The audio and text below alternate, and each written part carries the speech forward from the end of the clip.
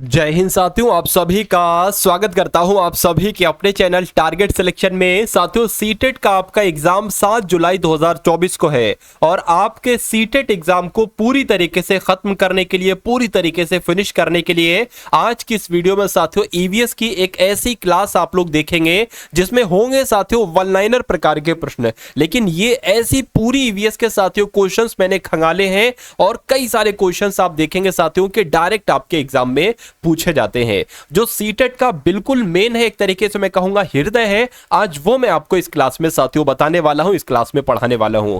पूरी किताबों को खंगाल कर साथियों कुछ इंपॉर्टेंट फैक्ट आपके निकाले गए हैं, इनको आप देखिएगा और अपने सीटेट एग्जाम को बहुत आसानी से क्रैक कीजिएगा। यकीन मानिए साथियों, इन फैक्ट को निकालने में बहुत मेहनत लगी है, तो मेरा मानना है कि इन सभी फैक्ट को आप लोग देखेंगे और अपने सीटेट एग्जाम को क्वालिफाई करेंगे। चलिए साथियों, तो पहला प्रश्न आपकी स्क्रीन पर है। सभी प्रश्न जो लिए हैं ना वो वन लाइनर प्रकार के साथियों लिए है। देखिए, आपसे पूछा जाता है कि दिन में जागने वाला जानवर, ठीक है, कुछ रंग देख पाते हैं। जो दिन में जागने वाले जानवर होते हैं वो कुछ रंग देख पाते हैं। रात में जागने वाले जानवर हर चीज को कैसा देख पाते हैं? तो सफेद और काले रंग का साथियों देख पाते हैं। उसके बाद देखिए, एक कुत्ता दूसरे कुत्ते के मल मूत्र की गंध से जान लेता है कि उसके इलाके में बाहर का कुत्ता आया है। आप देखोगे साथियों, कुत्ते कभी कभी अचानक से भौंकने लगते हैं तो उनको मालूम पड़ता है, जब वो उनकी सुगंध सूंघ लेते हैं ना मल मूत्र की दूसरे कुत्ते से, तो दूसरे कुत्ते के मल मूत्र की गंध से उनको मालूम पड़ जाता है कि भाई ये अपने इलाके में कोई दूसरे इलाके का कुत्ता आया है, तो इसलिए वो भौंकने लगते हैं। उसके बाद देखिए कि लंगूर अपने पास आती मुसीबत को देखकर एक खास तरह की आवाज निकालते हैं। जैसे कि अगर वो देख लेते कि भाई शेर दिख गया उनको या चीता दिख गया, तो इनको देखकर एक खास तरह की आवाज निकालते हैं ताकि और लंगूरों को भी मालूम पड़ जाए कि हाँ भाई खतरा जो है वो है। उसके बाद देखिए, मछलियां खतरे की चेतावनी एक दूसरे को बिजली तरंगों से देती हैं। ये एक तरीके से साथियों बहुविकल्पीय प्रश्न के द्वारा आपसे प्रश्न पूछे जाते हैं। उसके बाद देखिए, सांप के बाहरी कान नहीं होते हैं, जमीन पर हुए कंपन को ही वो सुन पाता है। यानी कि सांप कैसे सुनता है? तो जो जमीन पर कंपन होती है, अगर उसके पास कोई आता है कदम से, तो कदम के कंपन जो होते हैं ना, उससे मालूम पड़ता है कि हमारी तरफ कोई आ रहा है। ठीक है ना। उसके बाद देखिए साथियों, नेक्स्ट नंबर के जो पॉइंट है, देखिए ये फैक्ट बहुत आपसे पूछा जाता है कि कौन से पक्षी हमसे 4 गुना अधिक दूर से देख पाते हैं? चील, बाज, गिद्ध। एक तरीके से बात करें तो जहां तक हमारी नजर जाएगी, इनकी नजर उससे 4 गुना दूर तक जाएगी। उसके बाद देखिए साथियों, डॉल्फिन भी अलग अलग तरह की आवाजें निकालती है और एक दूसरे से बातें करती है। उसके बाद देखिए, ये फैक्ट की अगर बात करते हैं, स्लॉथ वाला फैक्ट मैंने बहुत बार देखा है सीटेट एग्जाम में, 10 बार ये फैक्ट आपसे पूछा जाता है। आपसे पूछा जाता है कि कौन भालू जैसा दिखता है और वो दिन के करीब लगभग 17 घंटे तक पेड़ों पर उल्टे लटक कर सोता है और पत्तियों को खाता है पेड़ की। ये सप्ताह में एक बार ही शौच के लिए नीचे आता है। ये अपने 40 साल के जीवन काल में 8 पेड़ों पर ही घूम पाता है। तो किसकी बात चल रही है? स्लॉथ की बात चल रही है। ये भालू की तरह दिखता है साथियों। उसके बाद देखिए, अल्बरूनी उज्बेकिस्तान से 1000 से अधिक वर्ष पहले भारत आया था। मृत सागर दुनिया का सबसे नमकीन सागर है। लगभग 1 लीटर पानी में 300 ग्राम नमक होता है। तो ये भी फैक्ट आप लोग ध्यान रखेंगे। उसके बाद देखिए, 1930 में भारत में अंग्रेजों ने आम लोगों के नमक बनाने पर रोक लगा दी थी। यानी कि अंग्रेजों ने कहा था कि जो भी जनता है वो नमक नहीं बनाएगी, हम ही सिर्फ नमक बनाएंगे। ये 1930 में हुआ था। गांधी जी का कहना था कि जो चीज हमें कुदरत ने दी है उसे बनाने पर बंदिश कैसी। उसके बाद देखिए, दांडी यात्रा, गांधी जी ने लोगों के साथ मिलकर अहमदाबाद से दांडी के समुद्र तक एक लंबी यात्रा की और इस गलत कानून को तोड़ा, जो नमक कानून था उनका। उसके बाद देखिए, मलेरिया मादा मच्छर एनाफिलिस से फैलता है, बिल्कुल। उसके बाद देखिए, एक और फैक्ट है, सिनकोना पेड़ की छाल से मलेरिया की दवाई बनाई जाती है। डायरेक्ट आपसे पूछा जाएगा कि जो कौन से पेड़ की छाल से मलेरिया की दवा बनाई जाती है, तो सिनकोना की पेड़ की छाल से। आपसे डायरेक्ट पूछा जाएगा कौन सा मादा मच्छर से, ठीक है, एनाफिलिस साथियों एक तरीके से फैलता है। तो मलेरिया जो है ना, मलेरिया मादा मच्छर एनाफिलिस से फैलता है। ये आप लोग कुल मिला के याद रखेंगे। चलिए, यानी कि अगर बात करें, जो मलेरिया नामक रोग है ये मादा मच्छर एनाफिलिस से फैलता है। ये आपको साथियों मालूम होना चाहिए। उसके बाद देखिए, एनीमिया हीमोग्लोबिन या आयरन की कमी से होता है। आपने देखा होगा, जो एनीमिया साथियों रोग हो जाता है ना, तो एनीमिया नामक रोग क्यों होता है? यह हीमोग्लोबिन की कमी की वजह से होता है। मच्छर पानी में अंडे देते हैं, मच्छर जो है ना पानी में अंडे देते हैं। उन्हीं से पतले पतले छोटे छोटे भूरे रंग के कीड़े निकलते हैं जिन्हें लाखे कहा जाता है। पूछा जाता है कि इनको क्या कहा जाता है, तो इनके लाखे कहा जाता है। उसके बाद देखिए रोनाल्डो रॉस भारतीय मूल के थे। इन्हें 1902 में चिकित्सा के क्षेत्र में नोबेल मिला था। बिल्कुल, इन्होंने बताया था कि मलेरिया मच्छर से फैलता है। उसके बाद देखिए मिजोरम में मिजो भाषा बोली जाती है। डायरेक्ट पूछा जाएगा मिजो भाषा कहां बोली जाती है, तो मिजोरम में। पहाड़ से उतरने को पर्वतरोही क्या कहते हैं, तो रैपलिंग कहा जाता है। उसके बाद देखिए साथियों स्लिंग एक तरह का हुक होता है जो नदी पर मोटे रस्से में डाला जाता है। पिट ऑन खूंटों को कहते हैं जो दोनों सिरों पर गाड़े जाते हैं। अभी साथियों हम ये भी देखेंगे जो अलग अलग तरीके के पक्षी होते हैं ना, वो अपना घोंसला कहां पर देते हैं। कोई साथियों जो है ना कौवे के घोंसले में अपना अंडे देती है कोई चिड़िया, या कोई किसी पंखे के ऊपर देती है तो वो कौन सा पक्षी है, या किसी अलमारी के ऊपर देती है वो कौन सा पक्षी। ये यहां से भी क्वेश्चन आपसे पूछे जाते हैं। यहां देख लीजिए साथियों बछेंद्री पाल ने 12 वर्ष की उम्र में 4000 मीटर ऊंचे पहाड़ को चढ़ाई की थी। उसके बाद नेहरू इंस्टीट्यूट ऑफ माउंटेनियरिंग ने इन्होंने ट्रेनिंग दी। इनके गाइडर ब्रिगेडियर ज्ञान सिंह थे। 23 मई 1984 को 8900 मीटर ऊंची चोटी माउंट एवरेस्ट पर कदम रखा। बछेंद्री पाल भारत की पहली और विश्व की 5वीं ऐसी महिला थी जिन्होंने एवरेस्ट पर कदम रखा। यह भी डायरेक्ट आपसे पूछा जाता है। चलिए उसके बाद देखिए गोलकुंडा किला हैदराबाद में स्थित है। बिल्कुल, यहां कुतुब शाही सुल्तानों ने सन 1518 से 1687 तक राज किया। औरंगजेब की फौज यहां हमला करने आई थी। सुल्तान अबुल हसन गाना बजाना और कुचिपुड़ी नृत्य का शौकीन था। साथियों अगर आपको चाहते हैं कि आप सीटेट का एग्जाम क्वालिफाई करें 2024 में, तो ये क्लास आपके लिए क्लास नहीं सिर्फ साथियों एक वरदान साबित हो सकती है। तो ये क्वेश्चंस अगर आपको अच्छे नहीं लग रहे हैं तो यकीन मानिए साथियों सीटेट के सिलेक्शन से आपकी दूरी बढ़ रही है, क्योंकि सीटेट पे जो क्वेश्चंस पूछे जाते हैं ना वो थोड़े से अलग टाइप के पूछे जाते हैं साथियों। तो वही क्वेश्चंस आपको यहां पर करवाए जा रहे हैं। देखिए यहां पर अगर बात करें कि मल्लापुरम जिला कहां पर है, पूछा जाएगा तो केरल में है। सुनीता विलियम्स अंतरिक्ष में सबसे लंबे समय तक रहने वाली पहली महिला थी। नील आर्मस्ट्रॉन्ग चांद पर उतरने वाले पहले व्यक्ति थे। ये चांद पर कब गए थे, तो 1969 में गए थे। उसके बाद देखिए अहमदाबाद से 18 किलोमीटर दूर अडालज की बावड़ी स्थित है। उसके बाद देखिए किताब है how we found the earth is round by Isaac Asimov. ठीक है, इसमें बताया गया है कि सदियों से अलग अलग संस्कृतियों में इंसानों ने पृथ्वी के बारे में क्या क्या सोचा। उसके बाद देखिए चूहों में देखने की क्षमता कम परंतु सूंघने, छूने और स्वाद की क्षमता ज्यादा होती है। गोवा में मछली नारियल के तेल में बनाई जाती है। ठीक है ना, वैसे अगर बात करें नारियल के तेल में बनाई जाती है भाई गोवा में मछली। मड़वाओ गांव में स्थित यानी कि जो मड़ गांव है ना, मड़ गांव ये कहां पर है, ये गोवा में स्थित है। उसके बाद देखिए उल्लू अपनी गर्दन पीछे तक घुमा सकता है। मैना झटके से अपनी गर्दन आगे पीछे कर देती है। आपने देखा होगा उल्लू अपनी गर्दन पीछे तक घुमा देगा। लेकिन जब अगर बात करें ऐसा कौन सा पक्षी है जो झटके से अपनी गर्दन आगे पीछे कर सकता है, तो वो मैना है। पक्षियों द्वारा अपनी गर्दन बहुत हिलाने का कारण क्या है, उनकी आंख की पुतली ना घूमना। जैसे कि अगर बात करें ना, अगर हमको अपने दाईं तरफ देखना है तो हम अपनी आंख की पुतली घुमा देते हैं और हमको थोड़ा सा दिख जाता है दाईं तरफ, लेकिन उनमें ये चीज नहीं है। उनको पूरी गर्दन अपनी हिलाना होती है, पूरी गर्दन उनको मोड़ना होती है साइड की चीज देखने के लिए, पीछे की चीज देखने के लिए। तो यहीं पर है कि पक्षियों द्वारा अपनी गर्दन बहुत हिलाने की वजह क्या है कि उनकी आंख की पुतली ना घूमना। उसके बाद देखिए साथियों केरल में टेपिकोआ जमीन के नीचे उगाया जाता है। पल्लम लकड़ी से बनी छोटी नाव होती है जो केरल में चलती है। उसके बाद देखिए साथियों लिंग हू फैन हांगकांग का पकवान है जो सांप के मांस से बनाया जाता है। मनाली एक पहाड़ी इलाका है। बिल्कुल, यहां पर मकान पत्थर या लकड़ी से बने होते हैं। उसके बाद देखिए साथियों ब्रेल क्या है, ये आपको मालूम होना चाहिए कि आखिर ये ब्रेल क्या है। यहां से क्वेश्चन आपका बनता है और आपसे साथियों एग्जाम में क्वेश्चन आपसे पूछा जाता है। देखिए ब्रेल की अगर बात करें तो अंधे लोगों के लिए पढ़ने का एक खास तरीका है, यानी कि जो लोग अंधे हैं वो लोग ब्रेल लिपि का सहारा लेते हैं। ब्रेल एक मोटे कागज पर एक नुकीले औजार से बिंदु बनाकर लिखा जाता है। ब्रेल कागज पर हाथ फेर कर पढ़ा जाता है कि उस पर क्या लिखा है। वह अंधा है, अंधा इंसान है मान लीजिए, तो वो उसको दिखेगा तो नहीं, वो उंगली फिराकर देखेगा कि यहां पर क्या लिखा हुआ है। ब्रेल लिपि की खोज किसने की थी, बहुत पूछा जाता है। तो ये फ्रांस के निवासी थे, लुई ब्रेल इनका नाम था। और ब्रेल 6 बिंदुओं पर आधारित होता है, यह भी आपसे पूछा जा सकता है। उसके बाद देखिए राजस्थान के जोधपुर में खेजड़ली गांव में खेजड़ी के पेड़ मिलते हैं। यहाँ के लोग विश्नोई कहलाते हैं। यहाँ शिकार व पेड़ काटना निषेध है, यानी कि मना है। उसके बाद देखिए, खेजड़ी के पेड़ को पानी की ज्यादा जरूरत नहीं होती। इसकी लकड़ी को कीड़ा नहीं लगता। राजस्थान में स्थित रेगिस्तान में बच्चे ऊंट गाड़ी से स्कूल पहुंचते हैं।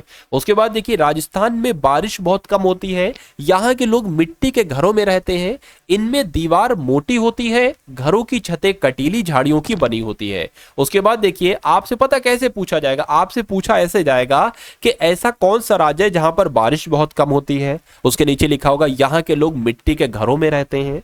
इनमें दीवार मोटी होती है। घरों की छतें कटीली झाड़ियों की बनी होती है। तो बताइए किस राज्य की बात चल रही है। तो ऑप्शन में होगा मध्य प्रदेश, राजस्थान, गुजरात, उत्तर प्रदेश। तो आपको राजस्थान बताना है, ठीक है ना। ऐसे करके आपको करना है। उसी प्रकार देखिए, बोचाहा गांव बिहार के मुजफ्फरपुर जिले में है। यहाँ बहुत सारे लीची के पेड़ हैं। लीची के फूल फरवरी में खिलते हैं। उसके बाद देखिए, मधुमक्खी पालन की अगर बात करें, मधुमक्खी पालन को क्या कहा जाता है साथियों, एपीकल्चर कहते हैं। मधुमक्खी पालन का उचित समय अक्टूबर से दिसंबर तक है। इसी समय वो अंडे देती हैं और मधुमक्खियां एक समूह में कार्य करती हैं। आपने देखा होगा, हर छत्ते में एक रानी मक्खी होती है जो अंडे देती है। चलिए, अब उसके बाद देखिए साथियों, और कुछ इंपॉर्टेंट फैक्ट यहां पर मैं आपके लिए लाया हूं जो सबसे इंपॉर्टेंट आपके लिए। यहां पर अगर बात करें, देखिए आपसे पूछा जा सकता है कि इंडियन रॉबिन ब्रीड्स अपना घोंसला कहां बनाती है। तो ये पंछी पत्थरों के बीच में अपना घोंसला बनाता है। अगर आपसे ऐसा पूछा जाए कि एक ऐसा पंछी कौन सा होता है जो पत्थरों के बीच में अपना घोंसला बनाता है, तो इंडियन रॉबिन ब्रीड्स आपको साथियों बताना है। उसके बाद देखिए, कौवा अपना घोंसला कहां बनाता है, यानी कि कौवा अपना घोंसला कहां बनाता है, तो ये पेड़ की सबसे ऊंची डाल पर और ये लोहे और टहनियों की सहायता से अपना घोंसला बनाता है। उसके बाद देखिए, क्या आप जानते हैं कि कोयल अपना घोंसला कहां बनाती है। तो कोयल अपना घोंसला नहीं बनाती है साथियों, वो कौवे के घोंसले में ही अंडे दे देती है, ठीक है ना। तो कुल मिला के ये बहुत इंपॉर्टेंट फैक्ट है कि कोयल अपना घोंसला नहीं बनाती है कभी, ये कौवे के घोंसले में जाती है और कौवे के घोंसले में अपना अंडा दे देती है और वही कौवा ही इसके अंडों की देख रेख करता है। क्यों ऐसा करती है, क्योंकि कोयल जानती है कि कोयल अपना घोंसला बनाएगी पेड़ पर, कौवा आएगा और उसके अंडों को नुकसान पहुंचाएगा। इसलिए वो करती क्या है साथियों, उसके अंडों के साथ ही, क्योंकि जब वो ये देखती है कि कौवे ने भी अंडे दिए हैं, तो अंडे तो एक तरीके से सब सेफ है, उसे क्या पता, उसे तो कौवे को यही लगता है कि भाई ये तो मेरा ही अंडा है, ठीक है। तो वो उसकी देख रेख करता है कुल मिला के। उसके बाद देखिए, दर्जन चिड़िया अपना घोंसला कहां बनाती है, तो ये पत्तों के अपनी नुकीली चोंच से छेद करके सीकर घोंसला बनाती है। उसके बाद देखिए, गौवा और कबूतर अपना घोंसला कहां बनाते हैं, तो गौरैया घरों के आसपास और कबूतर पुराने मकान और खंडरों में अपना घोंसला बनाते हैं। उसके बाद देखिए, शक्करखोरा पक्षी का घोंसला कहां होता है, तो पेड़ की डाली पर लालटेन नुमा लटकता हुआ घोंसला साथियों शक्करखोरा पक्षी बनाती है। उसके बाद देखिए, कैक्टस के पौधों के कांटों के बीच कौन सा पक्षी अपना घोंसला बनाता है, तो फाख्ता पक्षी आपने सुना होगा। या अगर बात करें ना, कैट्स के पौधों के कांटों के बीच में ये पक्षी अपना घोंसला बनाते हैं। उसके बाद देखिए, उल्लू पक्षी के बारे में आप क्या जानते हैं, तो ये रात्रिचर प्राणी है जो कि अपनी गर्दन को 360 डिग्री तक घुमा सकता है। तो ये क्वेश्चन आपसे ऐसे पूछा जाएगा कि ऐसा कौन सा पक्षी है जो एक रात्रिचर प्राणी है जो कि अपनी गर्दन को 360 डिग्री तक घुमा सकता है, तो उल्लू आपको बताना है। मैना चिड़िया के बारे में अगर मैं आपसे पूछूं कि आप क्या जानते हैं, तो ये ज्यादातर रेगिस्तानों में पाई जाती है जो कि एक झटके में अपनी गर्दन को पीछे कर लेती है। उसके बाद देखिए, पंछियों को अपने पंखों से क्या फायदा मिलता है, तो पंछी के जो पंख होते हैं इनसे इनको क्या फायदा मिलता है, तो पंख उड़ने और सर्दी गर्मी से बचने के लिए साथियों होते हैं। चलिए, उसके बाद देखिए, क्या पक्षियों की चोंच में दांत होते हैं, तो नहीं साथियों, पक्षियों की चोंच में दांत नहीं होते हैं। पक्षियों के हृदय में कितने कोष्ठ होते हैं, तो 4 कोष्ठ होते हैं। उसके बाद देखिए, कौन से पक्षी नहीं उड़ सकते हैं, तो एमयू, कीवी, पेंगुइन और शुतुरमुर्ग जो है ना, वो नहीं उड़ सकते हैं। पक्षी घोंसला क्यों बनाते हैं, तो सिर्फ अपने अंडे को रखने के लिए पक्षी अपना घोंसला बनाते हैं। पक्षियों की हड्डी कितनी मजबूत होती है, तो पक्षियों की हड्डी खोखली होती है, उसमें हवा भरी होती है साथियों। इफेक्ट आपको मालूम होना चाहिए। उसके बाद देखिए, पक्षी की आंखें कितनी तेज सकती हैं, देख सकती हैं, तो पक्षी पक्षी अपनी आंखों से दो अलग अलग चीजें साथियों देख सकता है, यह भी आपको मालूम होना चाहिए। उसके बाद देखिए पक्षी अपनी गर्दन को क्यों घुमाते हैं, क्योंकि उनकी आंखों की पुतली घूम नहीं सकती, इसलिए वो अपनी गर्दन को घुमाते हैं। उसके बाद देखिए चील, बाज और गिद्ध मनुष्य से कितनी गुना देख पाते हैं दूरी तक, यानी कि मनुष्य जहां तक देख पाएगा उसके 4 गुना दूरी तक ये देख पाएंगे चील और बाज और गिद्ध। उसके बाद देखिए रात में जागने वाले पक्षियों को चीजें कैसी नजर आती हैं, यानी कि जो रात में जागते हैं ना पक्षी, इनको सफेद और काली चीजें साथियों दिखती है, उसके अलावा इनको और कोई रंग नहीं दिखता है। भारत में कितने प्रकार के जहरीले सांप पाए जाते हैं, तो 4 प्रकार के साथियों जहरीले सांप पाए जाते हैं, नाग, दुबैया, करैत और आफाई। तो कभी भी किसी के अगर सांप काट लेता है तो वो जरूरी नहीं है कि वो जहरीला सांप है, तो इसलिए बिल्कुल भी आपको नहीं घबराना है, ठीक है ना। अगर इन 4 सांपों में से कोई हुआ तो ही वो जहरीला होगा। उसके बाद देखिए सांप द्वारा मनुष्य को काटने पर कौन सी दवा प्रयोग की जाती है, तो अगर सांप मनुष्य को काट लेता है तो सांप द्वारा मनुष्य को काटने पर दवा सीरम सांप के जहर से ही बनती है, यानी कि जो सांप के काटने की दवा है, यानी कि सांप जब काट लेता है जो दवा इस्तेमाल की जाती है वो सांप के जहर से ही एक तरीके से बनाई जाती है। ये पॉइंट आपको याद होना चाहिए, आपको मालूम होना चाहिए। चलिए, सांप अपना जहर कैसे छोड़ता है, तो अपनी 2 खोखले दांतों के द्वारा साथियों ये अपना जहर छोड़ता है। उसके बाद देखिए क्या सांप के कान होते हैं, वो किसी के आने की आहट को कैसे सुनते हैं, तो जमीन में हुई कंपन से ही वो किसी के आने की आहट को सुनते हैं। सांप के दांत कैसे होते हैं, तो सांप नुकीले होते हैं पर कोई चीज को चबाता नहीं है सांप, अपितु निगल जाता है। आपने देखा होगा साथियों बहुत सारी चीजों को, जब सांप कोई चीज अंदर लेता है तो वो निगलता अंदर चला जाता है, वो चबाता वगैरह उसको नहीं है। उसके बाद देखिए क्या आपको पता है कि गिलहरी हमेशा कुछ ना कुछ चबाती क्यों रहती है। आपने देखा होगा कि गिलहरी कभी क्या कुतर रही है, कभी पेड़ कुतर रही है, कभी लकड़ी कुतर रही है, कभी क्या कुतर रही है, ठीक है ना। तो वो ऐसा क्यों करती है, क्योंकि गिलहरी के दांत हमेशा बढ़ते रहते हैं, यदि वो चीजों को कुतरे ना तो वे बढ़ते जाते हैं। जैसे कि हमारे नाखून होते हैं, तो हम तो साथियों 5 से 6 दिन में, 1 हफ्ते में नाखून को कट कर लेते हैं, सभी लोग कट कर लेते हैं, लेकिन अगर हम कट ना करें तो ये तो बहुत लंबे हो जाए। तो ऐसे ही साथियों गिलहरी के दांत होते हैं, अगर वो उनको कुतरे ना, दांतों को किसी चीज को कुतरे ना, तो उनके दांत बढ़ते चले जाएंगे साथियों। उसके बाद देखिए अगर बात करें, आप सभी ने स्लॉथ को फोटो या टीवी में या कहीं देखा होगा, आप इसके बारे में क्या जानते हैं, तो मैंने आपको बताया था साथियों स्लॉथ के बारे में कि स्लॉथ भालू की तरह दिखने वाला एक जानवर है जो कि 18 घंटे नींद लेता है और 40 वर्ष तक जीवित रहता है। यह अपनी पूरी जिंदगी में 4 से 6 पेड़ों की पत्तियों को ही खाता है। उसके बाद देखिए क्या आप जानते हैं कि बाघ का गर्जना कितनी दूर तक सुनाई देता है। अगर मान लीजिए रात में बाघ दहाड़ रहा है तो लगभग 3 किलोमीटर साथियों उसकी दहाड़ सुनी जा सकती है। अब ऐसा थोड़ी ना होता है, मान लीजिए कि आपके एरिया में अगर शेर आ गया तो उसने गरजा, रात में अगर वो दहाड़े तो आती है, लेकिन ये तो होते भाई जंगलों वंगलों में, ठीक है। ये तो 100 किलोमीटर हमारे और इनकी दूरी रहती है, तो 3 किलोमीटर कभी बहुत ही ऐसा मुश्किल हुआ होगा कि 3-4 किलोमीटर ये हमारे क्षेत्र में आ जाए। और जब ये किसी क्षेत्र में, पब्लिक वाले क्षेत्र में आ जाते हैं ना, तो वो उस तरीके से दहाड़ते नहीं है साथियों उतनी तेजी से, क्योंकि उनको भी आभास लग जाता है कि ये पब्लिक एरिया है, यहाँ ऐसे दहाड़ना नहीं चाहिए, क्योंकि अगर दहाड़ेंगे तो मानव लोग सचेत हो जाएंगे। उसके बाद देखिए बाघ मनुष्य से कितनी गुना ज्यादा देख सकते हैं, तो बाघ मनुष्य से 6 गुना बेहतर अंधेरे में साथियों देख सकते हैं। बाघ अपने शिकार का पता कैसे लगा लेते हैं, तो हवा और कंपन से वो अपने शिकार का पता लगा लेते हैं। चलिए, उसके बाद देखिए रेशम कीट अपनी मादा को कैसे पहचान लेता है, तो अगर बात करिए बहुत अचंभे वाली चीज है साथियों, कई किलोमीटर दूर से रेशम कीट अपनी मादा को पहचान लेता है। उसके बाद देखिए वे कौन है जिनके कान होते हैं पर वो दिखाई नहीं देते, तो पक्षी के कान होते हैं दिखाई नहीं देते, मेंढक के कान होते दिखाई नहीं देते, छिपकली के कान होते वो दिखाई नहीं देते, मगरमच्छ के कान होते साथियों दिखाई नहीं देते। इनके कान एक छेद की तरह होते हैं, इनके जो कान होते हैं ना वो एक छेद की तरह दिखाई देते हैं, लेकिन दिखाई नहीं देते हैं। उसके बाद देखिए अंडे देने वाले जीवों को साथियों क्या कहा जाता है, तो आप लोग यहां पर ध्यान रखेंगे साथियों कि अंडे देने वाले जीवों को ऐसे जीव जो अंडे देते हैं साथियों, जैसे मछली है, मेंढक है, सरीसृप पक्षी है, तो अंडे देने वाले जीव यह कहे जाएंगे साथियों, अंडज एक तरीके से कहेंगे। उसके बाद देखिए बच्चे देने वाले जीवों को क्या कहा जाता है, तो जरायुज जीव कहते हैं, जैसे कि स्तनधारी, इनके कान दिखाई देते हैं, ठीक है ना। यानी कि जो जीव बच्चे देते हैं उनके कान दिखाई देते हैं, या आप लोग देखेंगे, ठीक है ना। जैसे कि मानव है, बच्चे देता है, ठीक है, तो इनके कान दिखाई देंगे। कुत्ता है बच्चे देता है, इनके कान दिखाई देंगे, लेकिन जो चीजें, जो जानवर हैं अगर बात करें अंडे देती है, उनके कान साथियों आप कभी नहीं देखेंगे। उसके बाद देखिए गाय के दांत किस प्रकार के होते हैं, तो आगे के छोटे और पीछे के बड़े चपटे होते हैं साथियों गाय के दांत, ठीक है ना। बिल्ली के दांत कैसे होते हैं, तो नुकीले, जिससे वो आसानी से मांस को फाड़ सके, ऐसे बिल्ली के दांत होते हैं नुकीले। उसके बाद देखिए अगर यहां पर बात करें कौन पानी पीता है बताइए, तो कंगारू और चूहा कभी पानी नहीं पीता। यहां पर ये लिखा है कौन पानी नहीं पीता है, तो कंगारू पानी नहीं पीता है, चूहा कभी पानी नहीं पीता है। आपने देखा होगा चूहे को कभी पानी पीते हुए, नहीं देखा होगा। चलिए साथियों,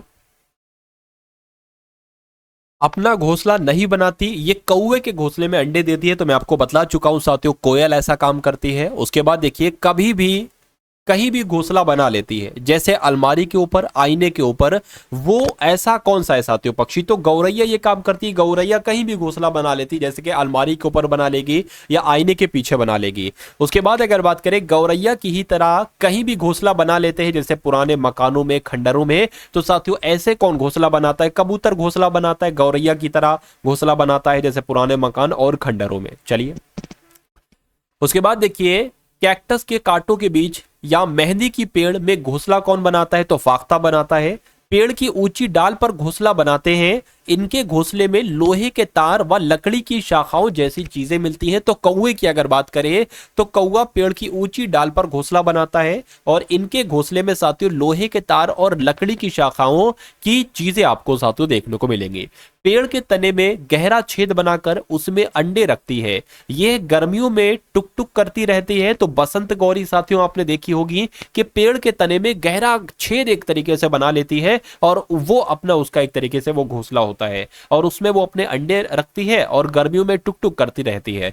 पत्थरों के बीच घास से बना घोंसला बनाती है, उसके ऊपर ऊन, बाल, रुई, नाजुक टहनियां बिछा देती है। तो ये कलचुड़ी है साथियों, इसको इंडियन रॉबिन कहा जाता है, ठीक है ना। पत्थरों के बीच घास से बना घोंसला बनाती है, उसके ऊपर ऊन, बाल, रुई, नाजुक टहनियां बिछी होती हैं। तो कलचुड़ी का ये काम होता है, इंडियन रॉबिन इसको कहा जाता है। चलिए उसके बाद देखिए साथियों कि किसी छोटे पेड़ या झाड़ी की डाली पर लटकता हुआ घोंसला बनाता है। इसके घोंसले सूखे पत्ते, नाजुक टहनियों, बाल, घास, कपड़े के टुकड़े, मकड़ी के जाल से बने होते हैं। क्या कहते हैं नहीं इसकी अगर बात करें तो इस पक्षी का नाम क्या है, तो शक्करखोरा इसका नाम है और ये ऐसा करता है। तो ऑप्शन में साथियों शक्करखोरा आएगा और सवाल आपके सामने ये आएगा, तो शक्करखोरा आपको लगा देना है। उसके बाद देखिए अपनी नुकीली चोंच से पत्तों को सी लेती है और उसके बीच बनी थैली को अंडे देने के लिए तैयार करती है। तो दर्जन चिड़िया साथियों ये काम करती है। तो साथियों अगर अभी तक आपने इस वीडियो को लाइक नहीं किया है तो सीटेट के लिए ये बहुत शानदार कंटेंट साथियों आपको दिया जा रहा है और मुझे नहीं लगता साथियों कि एक क्लास के माध्यम से, मात्र लगभग 30 मिनट की एक क्लास के माध्यम से इतना बेहतर कंटेंट आपको कोई और चैनल दे सकता है। तो ऐसा ही साथियों सीटेट एग्जाम अगर आपको क्वालिफाई करना है, क्रैक करना है, तो ऐसे ही साथियों दमदार कंटेंट आपको दिया जाता रहेगा। एग्जाम से पहले जितनी क्लासेस सीटेट से रिलेटिव आए उनको देख डालिएगा, एग्जाम आपका बहुत आराम से क्रैक हो जाएगा। कुछ नहीं आपके 110 से 115 प्रश्न आपके बहुत आराम से सही हो जाएंगे 150 प्रश्नों में से। उसके बाद देखिए पक्षियों में सभी नर बीवर अपने अपने घोंसले बनाते हैं और मादा बीवर उन घोंसलों में से पसंद घोंसले में अंडे देती है। तो बीवर साथियों इसका सही जवाब होगा। किसके आगे के दांत छोटे व पत्तों को काटने के लिए होते हैं तथा पीछे के दांत चपटे तथा घास चबाने के लिए होते हैं। तो गाय का ऐसा होता है साथियों, गाय के आगे के दांत छोटे होते हैं और पत्तों को काटने के लिए होते हैं और पीछे के दांत चपटे तथा घास चबाने के लिए होते हैं। उसके बाद अगर बात करें साथियों किसके दांत नुकीले तो होते हैं पर वो अपना शिकार चबाकर नहीं करते, उसे पूरा निगल जाते हैं। तो साथियों सांप के बारे में मैंने आपको बताया था। किसके दांत हमेशा बढ़ते रहते हैं, दांतों से कुतरने के कारण घिसते रहते हैं, तो गिलहरी के। किसके दांत नुकीले होते हैं, जो मांस फाड़ने व काटने के काम आते हैं, तो बिल्ली के दांत नुकीले होते हैं जो मांस को फाड़ने और काटने के साथियों काम में आते हैं। अब यहां पर आप लोग देखेंगे साथियों राज्य वाइज हम लोग यहां पर कंटेंट लिया है। जैसे जो क्वेश्चंस आपसे पूछे जाते हैं बिहार से संबंधित सीटेट के एग्जाम में वो देखेंगे, जो क्वेश्चंस आपसे पूछे जाते हैं असम से संबंधित वो आप देखेंगे, जो लेह लद्दाख से संबंधित पूछे जाते हैं वो आप लोग साथियों यहां पर देखेंगे। हाथी से संबंधित भी क्वेश्चंस आपसे पूछे जाते हैं तो उनको क्वेश्चन को भी आप लोग यहाँ पर देखेंगे। साथियों एक प्यारे से कमेंट के माध्यम से तो बता ही दीजिए कि ये क्लास आपको साथियों कैसी लगी, कंटेंट बता दीजिए, क्लास बता दीजिए, अगर कोई कमी है तो वो भी बता दीजिए, मैं अगली क्लास में साथियों उसको सही कर लूंगा। देखिए बिहार से संबंधित एक आपसे कुछ प्रश्न पूछे जाते हैं, आप लोग ध्यान रखेंगे कि बिहार में मधुबनी नाम का एक जिला है। त्योहारों और खुशी के मौके पर वहां घर की दीवारों पर और आंगन में चित्र बनाए जाते हैं। कहां? मधुबनी में। और ये कहां पर जिला बिहार में है? यह चित्र पिसे हुए चावल के घोल में रंग मिलाकर बनाए जाते हैं। ये रंग बनाने के लिए हल्दी, नील, फूल, पेड़ों आदि के रंग का प्रयोग करते हैं। तो आपसे सिर्फ इतना पूछा जाएगा कि बिहार के किस जिले में त्योहारों और खुशी के मौके पर वहां घर की दीवारों पर आंगन में चित्र बनाए जाते हैं, ये चित्र पिसे हुए चावल के घोल में रंग मिलाकर बनाए जाते हैं, ऐसे करके। तो आपको ऑप्शन में देखना है और बता देना है साथियों, मधुबनी जिले की बात चल रही है। उसके बाद देखिए असम की जब हम बात करते हैं तो असम में बहुत बारिश होती है। बारिश के चलते घर जमीन से, मतलब जो जमीन से कितनी ऊंचाई पर बनाए जाते हैं, 10 से 12 फीट ऊंचे बांस के खंभों पर बनाए जाते हैं। कभी कभी जल भराव के कारण बच्चे रस्सी और बांस से बने पुल को पार करके स्कूल पहुंचते हैं। बांस को गरीबों का टिम्बर कहा जाता है। तो गरीबों का टिम्बर किसे कहा जाता है? बांस को कहा जाता है। उसके बाद देखिए लद्दाख में बहुत कम बारिश होती है। यहाँ घरों की निचली मंजिल पर खिड़की नहीं होती। निचली मंजिल जानवरों के लिए होती है। छत बनाने के लिए पेड़ों के मोटे तने प्रयोग किए जाते हैं और छतें समतल होती हैं। तो ये लेह लद्दाख की बात हो गई। उसके बाद देखिए एक पश्मीना शॉल को बनाने में 250 घंटे का समय लगता है। उसके बाद देखिए स्किट पोपुल गांव लद्दाख में है। लद्दाख में माँ को आमाले और पिताजी को आवाले कहा जाता है। स्वागत को क्या कहा जाता है साथियों? स्वागत को कहा जाता है जुले जुले। उसके बाद देखिए नदी पार करने के लिए नदी के दोनों तरफ, क्या साथियों? नदी के दोनों तरफ लोहे की रस्सी पत्थरों व पेड़ों से कसकर बांध दी जाती है, जिसमें ट्रॉली लगी होती है जो पुली के माध्यम से सरकती है। उसके बाद अगर बात करते हैं साथियों हाथी की, तो हाथियों के झुंड में केवल हथनियां और बच्चे रहते हैं। मतलब हाथियों के झुंड में कौन कौन रहता है? हथनियां और उनके बच्चे रहते हैं। झुंड का नेतृत्व कौन करता है? तो बुजुर्ग हथनी करते हैं, यानी कि जो वहां पर सबसे उम्र दराज हथनी है वो करते हैं झुंड का नेतृत्व। एक झुंड में 10 से 12 हथनियां और बच्चे होते हैं। उसके बाद देखिए हाथी 14 से 15 वर्ष तक ही झुंड में रहते हैं, फिर अकेले रहते हैं। हाथी दिन में 2 से 4 घंटे सोते हैं। एक बड़ा हाथी एक दिन में 100 किलोग्राम से ज्यादा पत्तियां और झाड़ियां खा लेता है। तो ये बहुत बड़ी बात है। जो जंगली हाथी हैं, जंगल में रहते हैं, मतलब ये 1-1 क्विंटल पत्तियां और झाड़ियां खा लेते हैं। तो पत्तियों का वजन 1 क्विंटल, झाड़ियों का वजन एक, झाड़ियों तो समझ में आती, चलो झाड़ियां तो थोड़ी बहुत भी उनका किलो में 50 किलो 60 किलो हो जाएंगी। चलिए 3 माह के हाथी का वजन कितना हो जाता है? 200 किलोग्राम का होता है सिर्फ 3 महीने के हाथी का वजन। उसके बाद देखिए बाघ की अगर बात करते हैं तो बाघ अंधेरे में हमसे 6 गुना बेहतर देख पाते हैं। तो कभी कभी ये 6 गुना आ जाता है, कभी कभी साथियों 4 गुना आ जाता है। बाघ की मूछें हवा में हुए कंपन को भाप लेती हैं, जो उसके शिकार करने में उसकी मदद करती है। इससे उसे अंधेरे में रास्ता ढूंढने में मदद मिलती है। बाघ मौके के अनुसार अपनी आवाज बदलता रहता है। इसका गुर्राना 3 किलोमीटर तक सुना जा सकता है। बाघ के दोनों कान बाहर की आवाज इकट्ठा करने के लिए अलग अलग दिशाओं में बहुत ज्यादा घूम भी जाते हैं। ठीक है ना। अब उसके बाद देखिए अगर बात करें उत्तराखंड का जो जिम कॉर्बेट नेशनल पार्क है और राजस्थान का जो भरतपुर है, यहाँ पर भरतपुर में घना जंगलों में जानवरों का शिकार मना है। उसके बाद देखिए अगर साथियों यहाँ पर बात करें कि सपेरे की एक प्रजाति होती, इसको क्या कहा जाता है? कालबेलिया कहा जाता है। तो ये भी आपके एग्जाम में पूछा जाता है। तो सांपों की एक जाति होती, इसको कालबेलिया कहा जाता है। उसके बाद देखिए नाग गुम्फन ऐसे डिजाइन, रंगोली, कढ़ाई और दीवारों को सजाने के लिए सौराष्ट्र, गुजरात, दक्षिण भारत में प्रयोग किए जाते हैं। वीन, तुम्बा, खंजरी, ढोल, बीन पार्टी के बाजे हैं।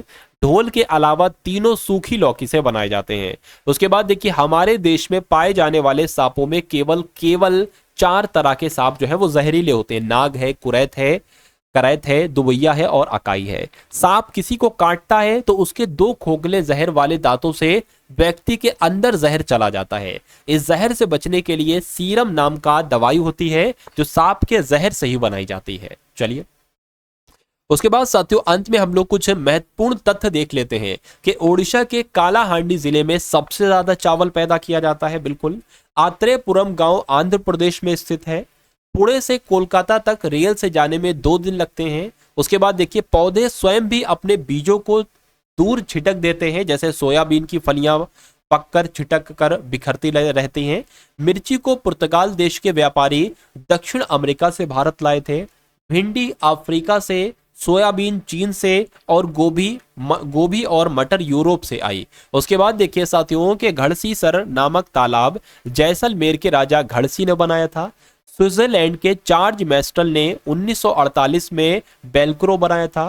बेलक्रो से दोनों सतह चिपक जाती हैं और खुलने पर चर चर की आवाज होती है। ये बस्ते, कपड़े, जूते, पट्टे आदि में लगाई जाती है। उसके बाद देखिए साथियों रेगिस्तानी ओक नामक पेड़ ऑस्ट्रेलिया में पाया जाता है। ये बहुत लंबा होता है, इसकी जड़ें जमीन में बहुत गहरी होती हैं। चलिए, पानी तक पहुंच जाती है, मतलब इतनी गहरी होती है। ये पानी पेड़ के तने में जमा होता रहता है। जब कभी उस इलाके में पानी नहीं होता है तो उस इलाके के लोग तने के अंदर पतला पाइप डालकर पानी निकालते हैं। चलिए, उसके बाद देखिए बरगद के पेड़ की लटकन, इसकी जड़ें होती हैं, वे टहनियों से निकलती हैं और बढ़ते बढ़ते जमीन के अंदर चली जाती हैं। ये पेड़ को सहारा प्रदान करती है। नल्लामड़ा आंध्र प्रदेश में स्थित है। कफ परेड मुंबई में स्थित है। होलगुंडी गांव कर्नाटक में है और बाजार गांव महाराष्ट्र में है। मुख्तारपुर गांव आंध्र प्रदेश के पोचमपल्ली जिले में है। पोचमपल्ली जिले में ज्यादातर परिवार बुनकर होते हैं। इस बुनाई को पोचमपल्ली नाम से पहचाना जाता है। मलयालम में चाचा को चिट्टपन और चाची को कुंजम्बा कहा जाता है। चेन्नई से कोच्चि ट्रेन से जाने में साथियों 12 घंटे का समय लगता है। तो इतने पॉइंट साथियों आप लोग क्या करेंगे, इतने पॉइंट आप लोग साथियों ध्यान रखेंगे। चलिए, उसके बाद देखिए अगर बात करें, आबू धाबी देश रेगिस्तानी इलाके में है। यहाँ की स्थानीय भाषा अरबी है। यहाँ पानी बहुत कीमती है क्योंकि यहाँ ना तो वर्षा है और ना ही नदियां, ना ही झील, ना ही तालाब। यहाँ रेतीली जमीन के नीचे तेल होता है। यहाँ पर सिर्फ खजूर के पेड़ ही दिखाई पड़ते हैं क्योंकि खजूर ही एक ऐसा पेड़ है जो यहाँ उग सकता है। आबू धाबी में रुपए को दिरहम साथियों कहा जाता है। उसके बाद अगर बात करें कि मच्छर हमारे पैरों के तलवों व शरीर की गर्मी से हमें ढूंढ लेता है, ठीक है ना। उसके बाद देखिए चींटियां कुछ ऐसा जमीन पर छोड़ती हैं जिसे सूंघकर वे एक दूसरे के पीछे चलती जाती हैं। रेशम का कीड़ा अपनी मादा को उसकी गंध से कई किलोमीटर दूर से तक पहचान लेता है, ठीक है ना साथियों। तो ये कुछ इंपॉर्टेंट फैक्ट थे जो आपने देखे, ठीक है साथियों। तो इस क्लास को एक बार लाइक कीजिएगा, वीडियो को एक बार शेयर कीजिएगा, प्यारे से कमेंट के माध्यम से बताइएगा कि ये क्लास आपको कैसी लगी। तो मिलते हैं हम सभी लोग आने वाली वीडियो में। जय हिंद साथियों।